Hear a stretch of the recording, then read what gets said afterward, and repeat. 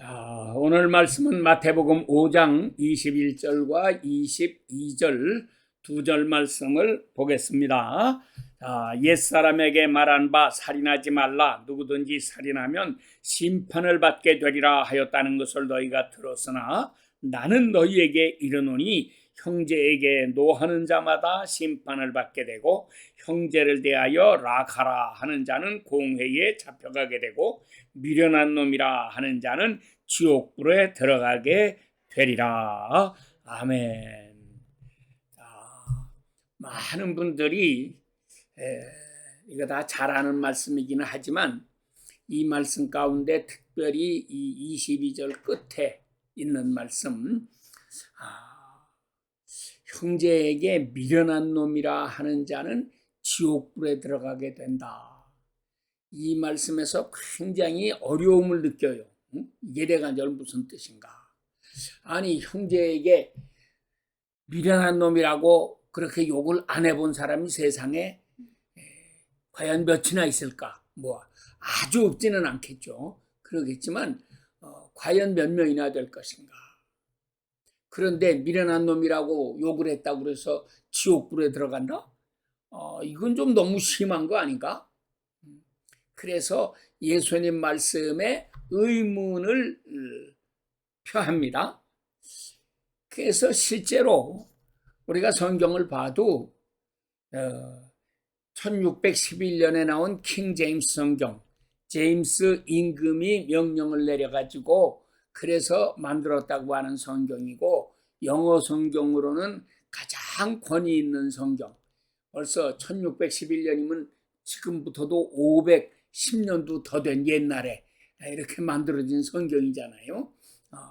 그러니까 그 전에도 몇몇 성경들이 나오기는 했지만 이렇게 대중적으로 널리 퍼지지는 못했고, 이 킹 제임스 성경이라고 하는 것이 왕이 명령을 내려가지고 그 나라의 영국의 인류 학자들, 언어학자들, 헬라어 히브리어에 능통한 학자들 다 모여가지고 수년 동안 이렇게 연구하고 손질을 하고 해가면서 해서 나온 성경이 소위 이제 킹 제임스 성경이라고 하는 것입니다.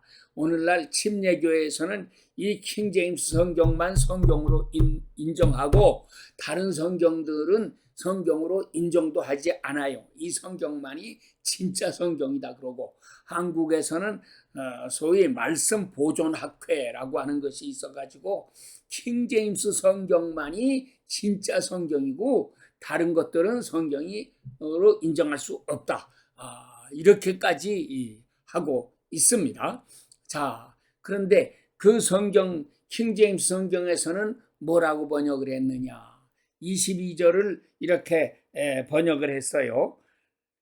형제에게 노하는 자마다, 거기에 한마디를 더 붙였어요. 형제에게 이유 없이 노하는 자마다 심판을 받게 되고, 둘째, 형제에게 락하라 하는 자는, 거기도 이유 없이 안 들었나 모르겠네. 자, 그렇게 했고, 그리고 마지막에 미련한 놈이라 하는 자는 지옥불에 들어가게 되리라 하는 것을 지옥불에 들어가게 될지도 모른다. 그 글자대로 번역을 하면 지옥불에 들어갈 위험에 놓이게 될 것이다. 이렇게 변조시켰습니다. 그런데 그런 얘기는 원문에도 없고 다른 영어 성경들 봐도 다 없어요. 그런데 이 NIV 성경, 비록 최근에 나온 성경인데 현대인들에게 맞추고 현대 영어에 맞게 쉽게 쓴다고 그래가지고 나온 번역이라 지금도 인기가 가장 많습니다. 인기가 가장 많기보다도 이 사람들이 이 재벌들을 통해서 돈을 엄청나게 풀어가지고 이 NIV 성경 만들어가지고는 그냥 아주 싼 값에 막 보급을 했습니다. 그래가지고 NIV 성경이 미국 전체에 쫙 이렇게 퍼져나가고, 우선 값이 싸니까 사람들이 이 성경을 많이 샀잖아요. 그런데 사실 이 NIV 성경은 문제가 굉장히 많습니다. 그래서 이 잘못된 번역한 것도 많고 이렇게 한데 여하간 그래도 오늘날은 이게 말도 좀 쉬운 말로 번역을 했고 가장 많이 퍼져 있고 이렇게 되니까 전 세계적으로도 엄청나게 보급이 된 이런 성경인데 처음에 나올 때에는 다른 성경처럼 똑같이 지옥불에 들어가게 되리라 라고 번역을 했는데 이제 최신판 이 성경이 자꾸 수정을 합니다. 우리 말 개역 성경도 계속 수정을 해요. 그런데 이제 이렇게 맞춤법 같은 거 수정하고 하는 거는 사람들이 거의 못 느끼죠. 문장 전체를 수정하지 않고 이렇게 수정을 해 나가는데 최근에 나온 거에는 킹 제임스를 닮아가지고 그대로 번역을 했습니다. 그래서 이렇게 미련한 놈이라 하는 자에게는 미련한 놈이라 하는 자는 지옥불에 들어갈 위험에 놓이게 될 것이다. 이렇게 변조를 시켰습니다. 그래서 사실 이게 이렇게 문제. 그러니까는 성경을 번역하는 사람들도 원문에 가장 충실하게 번역을 한다고 하면서도 그렇게 번역을 했는데 일반 신도들이 이 성경을 읽을 때야 얼마나 하겠어요. 그러니까는 지옥불에 들어가게 되리라 하면은 반발이 나오잖아요. 그러면 나도 틀림없이 지옥불에 들어가게 생겼네. 형제에게 락하라 이렇게 미련한 놈이라 하고 욕을 한 게 얼마나 많아요. 그런데 그래서 이게 대간절 무슨 뜻입니까? 우리가 어떻게 이해를 해야 되겠습니까? 하고 묻는 사람들이 많이 있습니다. 그래서 이 문제에 대해서 대답을 좀 해야 되겠다 하는 생각을 가지고 이 말씀을 다시 이렇게 살펴보게 되고 이러는데 우리가 세상 살면서 진짜로 미련한 사람들 참 많습니다. 예수님도 미련한 자라고 하는 말씀을 여러 차례 하셨어요. 누구를 보고 미련하다고 했습니까? 모래 위에 집 짓는 자, 이거 어리석은 자, 미련한 자라고 하셨죠. 또 신랑 맞이하느라고 준비한다고 하면서 등은 준비했는데 기름을 준비하지 않은 처녀들, 이들을 가리켜서 미련한 처녀들이라고 했습니다. 뿐만 아니라 미련하다고만 한 게 아니고 모래 위에 집을 짓는 자는 비바람이 몰아치고 이렇게 홍수가 나고 하게 되면은 집 지어놓은 것이 싹 다 무너져 버리고 만다고 말씀을 하셨어요. 지금 중국과 일본에 큰 태풍이 불고 홍수가 나고 막 이래가지고 이 집들은 잘 지어놨다고 하는데도 막 다 홍수에 휩쓸려 내려가지 않습니까? 이렇게 무서운 일들이 우리 주변에서도 일어나고 있습니다. 하물며 마지막 때 대재앙이 이 땅에 쏟아지게 되면 대환난이 오게 되면 얼마나 끔찍한 일들이 일어나게 될 것인가. 우리는 정말 깨어서 우리 신앙의 집을 튼튼하게 잘 짓는 사람들이 되어야지만 하겠습니다. 미련한 다섯 처녀도 마찬가지입니다. 자, 예수님도 그런 사람들을 향해서 미련하다고 말씀하셨어요.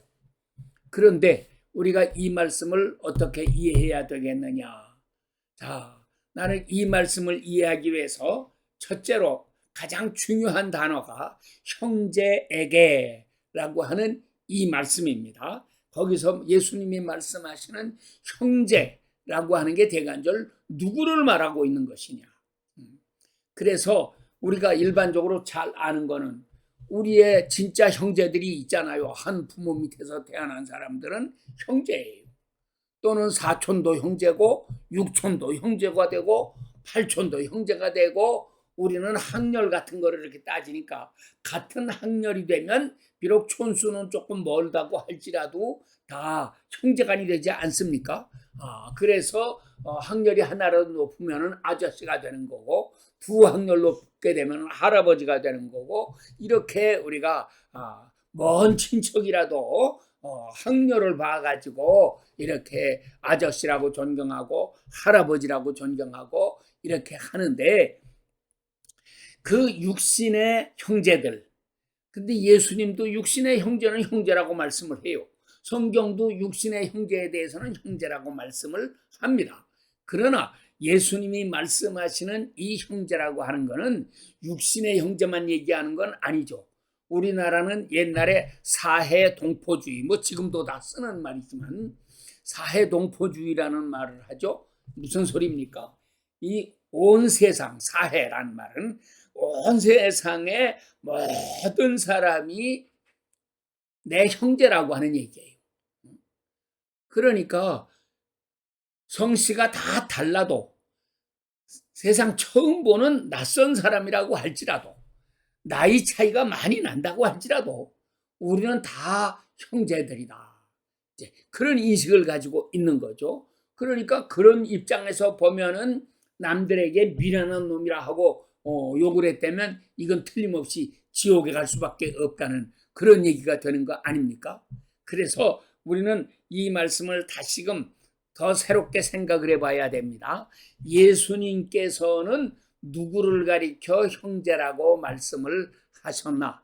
오늘 본문에 있는 말씀은 우리말 성경에는 빠졌지만 영어 성경에는 his brother, 그의 형제라고 되어 있어요. 그러니까는 오늘 우리말에 그냥 형제에게 노하는 자가 아니고 자기의 형제에게 노하는 자, 또 형제에게 락하라 하는 자, 그것도 자기 형제에게 락하라고 하는 자, 그 다음에 미련한 놈이라 하는 자, 거기에는 형제에게라는 말이 또 들어가지는 않았습니다. 그렇지만 들어가 있는 거나 마찬가지죠. 그 앞에 두 번이나 반복해서 들어가 있었으니까 세 번째에 나오는 이 미련한 놈이라고 하는 말 앞에도 형제에게라고 하는 말이 들어있다고 하는 거는 그거는 쉽게 우리가 인정할 수 있는 그런 이야기입니다. 그러니까 자기의 형제에게.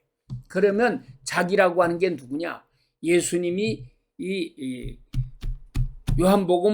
마태복음 5장에 말씀을 하신 것은 이게 산상수훈입니다. 그래서 마태복음 5장 1절에 예수께서 산 위에 올라가 앉으시니 제자들이 나아온지라 입을 열어 가르쳐 가라사대, 이렇게 시작하잖아요. 그러니까 이 말씀은 마태복음 5장, 6장, 7장을 가리켜 산상수훈이다, 산상교훈이다, 산상보훈이다, 뭐 이렇게 여러 가지 이름을 붙이기는 하는데 산 위에서 가르치셨다. 그래서 이렇게 말씀을 제목을 붙였습니다.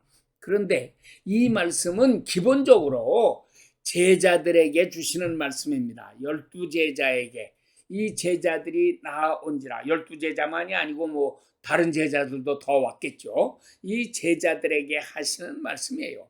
그렇기 때문에 예수님의 이 말씀은 모든 사람들에게 주시는 말씀이면서 동시에 더 좁혀서 생각하면 예수님의 참 제자들에게 주시는 말씀이다. 우리가 이렇게 이해해야지 한다고 하는 것입니다. 그래서 형제에게 노하는 자다 하는 거는 저 바깥에 불신자를 가리켜서 형제라고 말씀하신 게 아니고 너희의 형제들, 오늘 이 자리에 이 산 위에 예수님의 말씀을 들으러 찾아와서 예수님의 말씀에 귀를 기울이고 예수님을 응시하면서 말씀 한마디라도 놓치지 않으려고 이렇게 애를 쓰고 있는 이 참된 제자들을 향해서 예수님이 주시는 말씀이라고 이렇게 이해를 해야지만 되겠다고 하는 것입니다. 자, 그 다음에 예수님이 형제라고 하는 말을 사용하신 게 어디에 나타나느냐? 이 말씀은 이제 12장 맨 마지막 절에 나오죠. 49절 50절 보면은 예수님이 방에서 가득하게 사람들이 입추의 여지 없이 정말 빡빡하게 들어찰라지고 있는 가운데 말씀을 전하시는데 예수님의 모친과 형제들이 찾아왔습니다. 그런데 들어갈 자리가 없으니까 바깥에서 문 바깥에서 서성거리고 있으니까 누가 재빨리 예수님께 전가를 했죠. 당신의 어머니가 지금 어머니와 형제들이 문 밖에 와서 기다리고 계십니다. 와 계십니다. 하고 소리를 질렀어요. 그랬더니 예수님이 대답을 하셨는데 얼마나 냉정하게 대답하십니까? 누가 내 모친이며 내 자매며 내 형제들이냐 하시면서 손을 들어서 앞에 있는 제자들을 가리키시면서 누구든지 하늘에 계신 내 아버지의 뜻대로 행하는 자라야 내 모친이요 내 형제요 내 자매니라 라고 설명을 해 주셨습니다. 그러니까 여기서 보면 예수님이 형제라고 말하는 것은 누구예요? 답이 그렇게 나와 있지 않습니까? 하늘에 계신 내 아버지의 뜻대로 행하는 사람, 그런 사람을 가리켜 말씀한 거예요. 18장에 가서 보면 제자들이 예수님께 와서 묻습니다. 주님, 형제가 내게 죄를 범하면 몇 번까지 용서해 줘야 합니까? 예수님이 뭐라고 대답하십니까? 그래서 7번까지 용서해 주면 되겠습니까? 하고 물었더니 7번뿐 아니라 70번씩 7번이라도 용서해 줘라 라고 말씀을 하셨어요. 그러니까 형제라고 하는 말이 누구를 얘기하는 걸까요? 저 불신자들이 하나님을 안 믿는 그런 사람들이 예수님 믿는 사람들에게 이렇게 죄를 지은 것을 얘기를 하고 있는 것이 아니죠. 이거는 같이 믿는 형제들, 같이 예수님을 섬기는 그 사람들에 대한 얘기가 아니겠습니까? 그래서 우리는 이 형제라고 하는 말을 자꾸 범위를 확대시켜가지고 저 바깥에 있는 불신자들에게로 생각하지 말고 우리 같이 예수님을 믿는 형제들, 이 사람들끼리에 대해서 이야기를 하고 이해를 해야지 되겠다고 하는 것입니다. 자, 또 예수님은 마태복음 23장에서 처음에 이제 앞부분 8절에 설명을 하시면서 너희는 이 땅에 있는 자를 랍비라 칭하지 마라 말씀하세요. 그러면서 너희의 선생은 하나다. 그 하나가 누굽니까? 그 선생은 그리스도다. 그리고 너희는 한 선생 밑에서 배우는 너희는 다 형제들이다. 이렇게 가르쳐 주셨어요. 그러니까는 형제란 누구냐?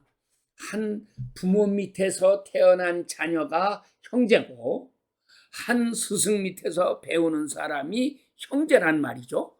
그래서 우리가 형제에 대한 이 해석을 바르게 하지 않으면 우리는 이거를 엉뚱한 대로 저 바깥의 세상에 있는 사람들에 대해서까지 말을 하면 안 된다. 그거는 이미 예수님께서 미련한 자에 대한 이야기를 하실 때 저 바깥에 있는 사람들, 심지어는 예수님 믿는다고 하면서도 모래 위에 집을 짓는다든지 등만 준비할 줄 알고 기름을 준비하지 않은 사람이라든지 이런 사람들에 대해서는 미련한 자라고 예수님께서 정죄하셨어요. 그래서 우리가 이런 자들까지 다 포함시켜가지고 생각할 게 아니고 참 형제라고 하는 건 같이 예수님을 믿는 이런 사람들에 대한 얘기다 하는 것을 우리가 이해해야지만 하겠습니다. 또 예수님께서는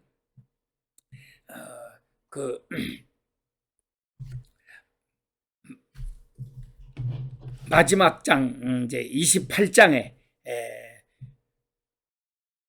보면 거기서도 그런 말씀을 하시죠. 부활하신 예수님이 나타나셔서 제자들에게 너희는 갈릴리로 가라 하는 명령을 하십니다. 그러면서 너희도 너희 형제들에게 가서 갈릴리로 가라고 전해라. 거기 가서 나를 만날 거다. 이렇게 말씀을 하십니다. 그러니까는 그때에도 예수님께서 말씀하시는 형제는 안 믿는 사람을 얘기하는 게 아니고 다 예수님을 따르는 그런 제자들에 대해서 하시는 것입니다. 자, 그러면 이제 어리석은 자라고 하는 말을 우리가 다시 생각해야지 하는 것입니다. 형제에게 어리석은 자, 미련한 놈이라 하는 자는 지옥불에 들어가게 된다. 대간절 형제에게 미련한 놈이라고 하는 자, 그게 누가 누구에게 그렇게 말을 하는 것이냐? 그런 얘기죠. 자, 그래서 형제라고 하는 건 우리 같이 이렇게 믿는 사람들을 얘기하는 것이다. 안 믿는 사람은 이 형제라는 범주에 들어오게 되지 못하는 거다. 또 믿는다고는 할지라도 모래 위에 집을 짓는다든지 기름 준비를 하지 않았다든지 이렇게 사는 사람들은 형제에 속하지가 않는다고 하는 거죠.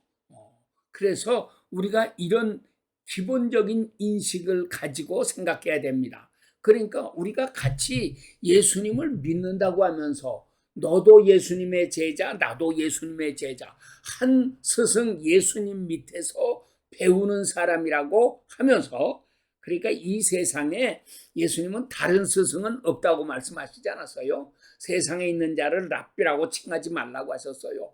우리의 참 스승은 예수님 한 분밖에 없습니다.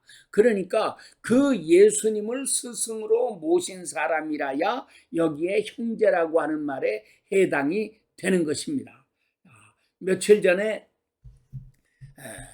이렇게 공원을 걷다가 그 여호와의 증인 여자를 하나 만났는데 나한테 이렇게 전도지를 주고 그래서 제가 예수님 잘 믿으세요 하고 인사하고 왔습니다마는 그 사람들은 예수님을 믿는 게 아니고 여호와를 믿는다고 그렇게 가르치지 않아요? 그러니까 사실 그 사람들과 우리 예수님 믿는 사람들은 형제가 될 수가 없습니다. 예수님을 믿는 사람이래야 형제가 되는 거죠. 자, 그래서 예수님을 믿는다고는 하는데 가만히 살펴보면 믿는 방식들이 다 달라요. 우리 기독교 안에도 교파가 많이 있지 않습니까? 그래서 우리가 이런 거를 보면서 과연 미련한 자라고 우리 특별히 이렇게 예수님 잘 믿는 사람을 향해서 미련한 놈이라고 욕을 하고 비방하는 사람들이 있습니다. 자기들도 예수님 믿는다고 하면서 그렇게 비방을 해요. 그러니까는 기본적으로 우리 성경에는 시편 14편 1절하고 53편 1절은 똑같이 나오는데 하나님이 없다고 하는 자들, 그들을 향해서 하나님은 어리석은 자라고 말씀을 하십니다. 그러니까 불신자들이에요. 그 사람들은 예수님 믿는 사람을 가리켜서 미련하다고 이야기를 해요. 또 우리가 역사적으로 이렇게 살펴보면은 옛날 노아가 하나님의 명령을 받들고 열심히 방주를 예비하고 있을 때 사람들이 와서 다 물어보지 않았겠습니까? 영감님, 대간절 뭘 이렇게 만들고 계십니까? 보면 몰라요. 이렇게 방주를 내가 이렇게 만들고 있습니다. 그래요? 그런데 무슨 방주를 그렇게 크게 만들고 있습니까? 그러면서 물을 때 이 노아가 대답하지 않았겠습니까? 하나님께서 나에게 명령하시기를 이 백성들의 죄악이 너무나 커져서 장차 홍수로 세상을 멸망시키겠다고 하셨습니다. 그래서 나에게 이렇게 방주를 예비하라고 하셨습니다. 그러니 당신도 가서 이렇게 방주를 만드세요.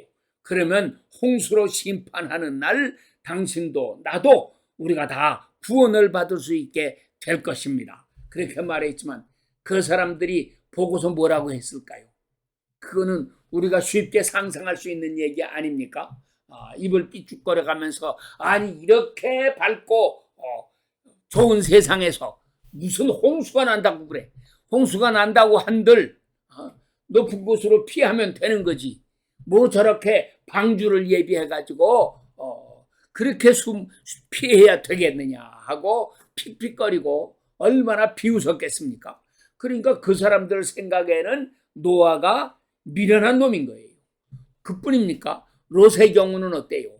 롯은 천사의 통보를 받았습니다. 하나님이 장차 불벼락으로 불로 이 소돔성을 다 태워버리신다, 심판하신다. 이 말씀을 듣고 또 천사가 시켰잖아요. 구원해낼 사람 있으면 빨리 가서 구원해내라. 그랬더니 제일 먼저 퍼뜩 생각난 게 자기 사위감들, 예비 사위 두 딸이 있는데, 그래서 사위로 정원해 놓은 두 남자들, 이놈들은 구해야 되겠다. 그래갖고 부지런히 뛰어가서 그 사람들에게 얘기했습니다. 내가 천사가 지금 우리 집에 왔는데 이 성을, 죄가 많아서 이 성을 불벼락으로 멸망시키신다고 하신다. 그래서 나보고 빨리 피하라고 하셨는데 너희들도 빨리 피하자 그랬는데, 그들이 뭐라고 했다고 그랬죠? 성경이 말합니다. 그들이 롯의 말을 듣고 농담으로 여겼더라. 우리 장인 영감이 나이가 많아지더니 조금 실성했나, 치매가 왔나, 이래가면서 픽픽 비웃었어요. 이게 다 미련한 놈이라고 말하는 거죠. 이 세상에는 이런 자들이 얼마나 많습니까? 무신론자들, 하나님의 말씀을 들어도 이건 미련한 거라고 하고 비웃는 자들, 이런 자들은 당연히 그들은 다 불에 멸망당하고 홍수로 멸망당하고 이렇게 했으니까 그들은 죽어도 심판, 지옥 심판의 불 속에 들어가야 될 것은 너무도 자명한 이치인 것입니다. 그런데 중요한 거는 이렇게 형제라고 하는 말이 중요한 거예요. 그래서 너도 믿는다고 하고 나도 믿는다고 하고 다 믿는다고 하는데 나를 찾아와 가지고 나보고 미련하다고 하는 거예요. 그게 무슨 소리예요? 그거는 나보고 잘못 믿는다고 하는 거죠. 그렇게 믿으면 안 된다고 하는 거죠. 가장 대표적인 경우가 어떤 경우냐? 이거는 우리가 오순절 날 보세요. 오순절에 성령이 임하셨습니다. 마가의 집에 모여서 열심히 기도하던 120명 되는 많은 제자들에게 성령의 불이 임했습니다. 그러자 이 사람들이 갑자기 성령의 불을 받고 입이 열려가지고 막 방언을 했습니다.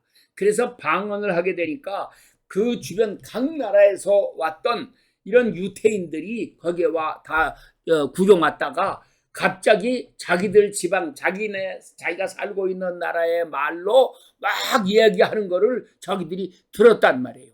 듣고서는 깜짝 놀라가지고, 아니 이 사람들이 이게 웬일이야? 이 사람들이 언제 우리나라 말을 배웠지? 내가 사는 지방의 말을 어떻게 알아서 저렇게 말을 하지? 이렇게 하면서 뭐라고 했어요? 정상적인 사람이라고 할 것 같으면 깜짝 놀랄 뿐만이 아니라 그 자리에 엎드려져야 돼요. 이건 하나님의 능력이다. 저 사람이 어떻게 내가 사는 지방 말을 알아? 그래가지고 물어봐야 될 거 아니에요. 당신이 어떻게 내가 사는 나라의 말을 압니까? 그러면서 어떻게 해서 그런 말을 할 수가 있습니까?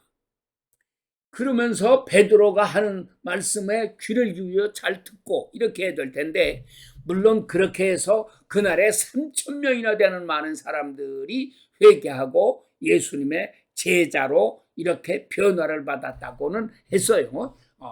그러긴 할 텐데 그 사람들 가운데 어떤 사람들은 저 사람들이 술 취해가지고 이렇게 이상한 소리를 짓거리고 있구나 하고 조롱을 했습니다. 이런 사람들에게 말을 볼 때에 그 사람들은 그 예수님 믿는 사람, 성령 받은 사람을 가리켜서 미련한 놈이라고 생각하는 거겠죠. 그래서 이 미련하다는 말을 우리가 거기에 이렇게 맞춰서 생각을 해야 됩니다. 특별히 누구 보고 잘못됐다, 미련하다, 어리석다 이런 소리를 하느냐. 예수를 믿어도 그렇게 믿으면 안 된다. 이렇게 해가면서 자기는 잘 믿는 척하고 이래라 저래라 혼수를 두는 사람들이 많이 있어요.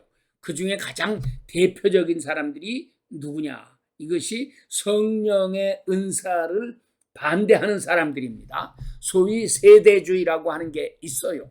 이 세대주의가 어디로 들어왔느냐? 미국에는 침례교회에 들어와서 점령했습니다. 이것이 오순절교회에 들어와서 점령했습니다. 한국에는 성결교회까지 들어와가지고 이게 교단 헌법에 다 이 더러운 교리를 다 설명해 놨어요. 그러니까 이게 얼마나 무서운 건지 몰라요. 그런데 이 세대주의가 주장하는 게, 가장 크게 주장하는 게 뭐냐? 성령의 은사는 이미 초대교회에 끝났다. 397년 신약성경 27권이 확정된 다음에는, 물론 구약도 66권이 확정되었죠. 39권이 확정되었죠. 그래서 신구약 성경 66권이 이때에 397년에 카르타고 회의에서 확정이 되었습니다. 그 다음에는 이 성령의 은사가 우리에게 필요가 없어졌다. 그러므로 성령의 은사는 더 이상 존재하지 않는다. 성령의 은사 가운데도 특별히, 그러면 지혜의 말씀도 지식의 말씀도 다 폐해진 거냐? 이렇게 그러니까 그거는 뭐 그렇지는 않을 거다. 그거는 이제 있을 수도 있다. 그래서 어떤 사람들은 이것도 다 폐해졌다고 하는 사람도 있고, 어떤 사람들은 그런 은사는 그냥 있다. 이제 이렇게 얘기하는 사람도 있는데, 이 사람들이 제일 반대하는 게 뭐냐? 방언하는 거하고 병 고치는 은사는 아주 이를 갈면서 거품을 토해가면서 반대하는 이제 이런 사람들이에요. 자, 그런데 이런 사람들은 그러니까 똑같이 예수님 믿는다고 그래요. 그러면서도 성령 받아가지고 일하는 사람에게는 미련한 놈이라고 욕을 합니다. 자, 이런 사람들을 예수님은 뭐라고 하십니까? 이거는 마태복음 12장에 나오지 않아요? 그래서 인자를 회방한 자, 인자를 모독한 자는 사함을 받을 수 있지만 성령을 모독한 자, 성령을 회방한 자는 이 세상과 오는 세상에도 영원히 사함을 받지 못한다. 무시무시한 말씀을 하셨어요. 그러니까 이렇게 성령을 회방하는 자들은,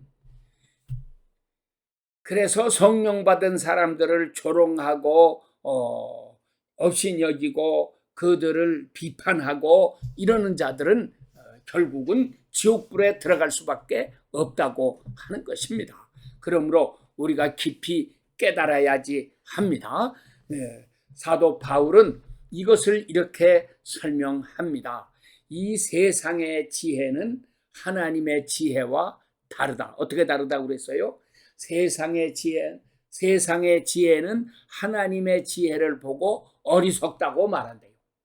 그런데 하나님의 지혜는 세상의 지혜를 보고 또 어리석다고 말을 해요. 이게 이제 고린도전서 3장에 이렇게 나오는 말씀인데, 그러므로 우리가 이 세상을 살 때 세상에서 지혜 있는 자가 되려고 하지 마라. 그것은 하나님께서 보시기에는 어리석은 거다. 차라리 세상에서는 어리석은 자가 되어라. 이것이 하나님 앞에서는 지혜로운 것이다. 그러나 세상 사람들은 세상 지혜를 보고 귀하게 여기고 세상 지혜를 높이 알고 세상 지혜를 따라갑니다. 세상 사람들은 하나님의 지혜를 알지 못합니다. 하나님의 지혜를 가르쳐주면 그거는 어리석은 것이라고 하고 비판합니다. 그러므로 우리가 예수님을 믿노라 하면서도 세상 지혜를 부러워하고 세상 지혜를 따라가려고 하면 그 사람은 진짜로 어리석은 자가 되는 것입니다. 그래서 우리는 차라리 세상 지혜를 따라가지 말고 그거 부러워하지도 말고요. 세상에는 지혜로운 사람, 똑똑한 사람, 잘난 사람 수도 없이 많아요. 나도 그런 사람들을 보면 참 부러워요. 야, 저 사람은 어떻게 저렇게 똑똑한가? 거기에 비하면 나 같은 사람은 얼마나 초라합니까? 얼마나 어리석은 사람입니까? 나는 그런 지혜가 없는데, 재치도 있고 지혜도 있고 그래가지고 이 일을 막 척척 해나가는 것을 보면은 얼마나 부러워요. 그런데 그런 세상 지혜를 보고 하나님은 부러워하지 말라고 하십니다. 하나님의 지혜는 세상이 볼 때에는 어리석은 거라고 하잖아요.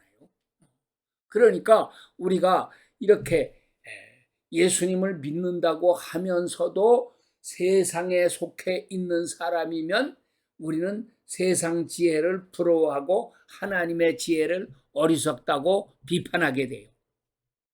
그런데 우리가 예수님 믿는다고 하면서도 이 세상 지혜를 부러워하지 않을 수 있는 사람이 되어야 하고요. 하나님의 지혜를 사모할 줄 아는 사람이 되어야 하는 거예요.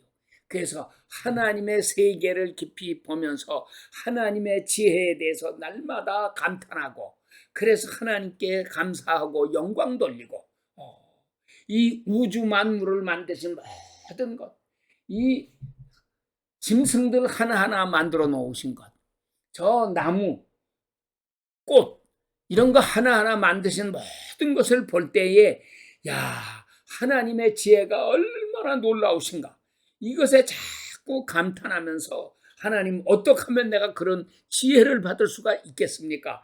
이렇게 주님 앞에 가까이 나아갈 때 하나님께서는 너는 세상에서 바보가 되어라, 세상에서는 미련한 자가 되어라, 이렇게 말씀하시지 않습니까? 그러니까 우리가 세상에서는 더 미련한 자, 세상적으로는 미련한 자가 되고, 그 대신에 미련한 자가 되면 그만큼 순수해지는 것이고, 순수해지면 하나님의 지혜를 받을 수 있는 사람이 되는 거고, 여기에 하나님의 놀라우신 은혜가 임합니다. 그래서 우리가 이 말씀의 뜻을 바르게 깨닫고 우리는 하나님 앞에 지혜로운 사람으로, 지혜롭고 충성된 종이여 하고 칭찬해 주시는 그날을 바라보면서 우리가 날마다 주님과 동행하며 살아가야 하겠습니다. 이러한 은혜가 여러분들에게 충만하게 임하시기를 축원합니다. 아멘. 하나님 아버지,